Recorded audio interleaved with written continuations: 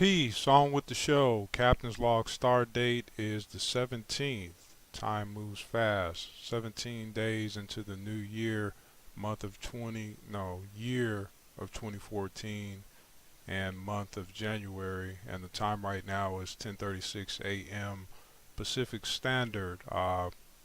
Getting up and running for today's ventures and getting ready for the weekend. And this week has been pretty productive. So I want to give thanks to those who have followed along on the journey. And I want to go ahead and keep this one brief because, hey, it's Friday. So, just to show that I do appreciate you tuning in, I'm not going to get all religious. I don't like when people do that to me. So, I'm not going to do that to you. I'm just going to keep it simple and tell you exactly how the story goes, and then we can take it from there. So you see, what had happened was yesterday I was out and about, and I was at Macy's. Actually, I was coming in through an outside door, and I found this, or it found me, this book um, in the flower bed. As soon as you walk in, right outside in front, there's a flower bed, and I thought it was odd that some book or publication, little pamphlet was sitting in the flower bed, so I just decided to go ahead and pick it up. And when I looked, because it had kind of an abstract cover, I kind of knew it was probably something, so I picked it up, and this is what it says, and what you see is what you get. And I read through it yesterday, and it has some interesting stuff to say. I don't know the person, or I'm not familiar with this person who wrote this. It's this guy, Kenneth Hagin.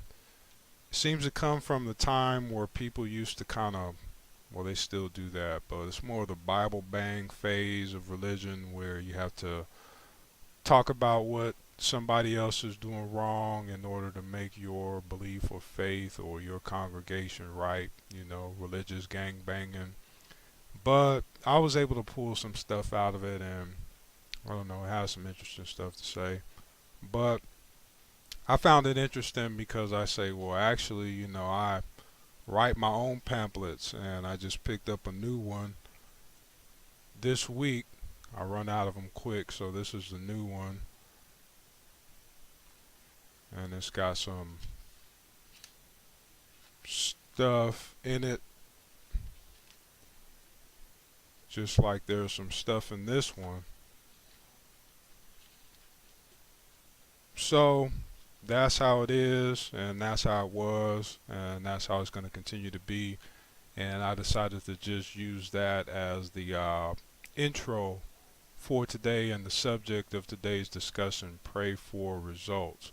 But like I said, I'm not going to get all religious. And another thing I find interesting is when I look up the definition of prayer or pray, doesn't really give you a clear definition, even though that's pretty much an important thing that a lot of people do. It does list it as a verb, so we all know that praying is something that we do, but it doesn't really give you an in-depth, actual, factual definition and description of what it is that we actually do when we pray.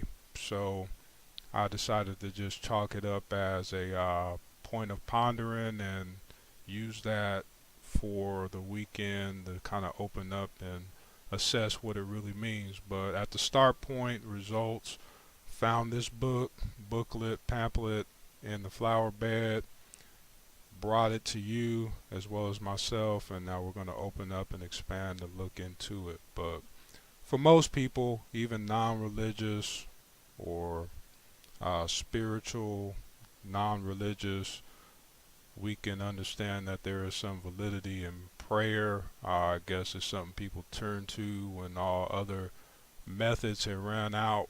But between us as friends, authentically speaking, I've always felt like this is some kind of an abstract prayer machine, maybe like the Ark of the Covenant, like people used to use back in the day with technologies. But sometimes with my methods, I feel like I've been made to feel like perhaps I'm cheating, like I'm going outside of the goal or outside of the rules because I do things a little more simple and get simple results. like these texts are a little bit more simple than the book that I showed you. But all my life I felt like I would actually be cheating myself if I go against what it is that I know and believe. Or perhaps we have been cheated by being taught that it's actually more complicated than it really is. But either way, it's just on with the show, and we're going to continue to march on with the victorious results, and maybe another end result that people look to for prayer is actually a state of peace. So we can consider it as such, and I'll holler back at y'all on the next one. One love, and make sure you begin with yourself.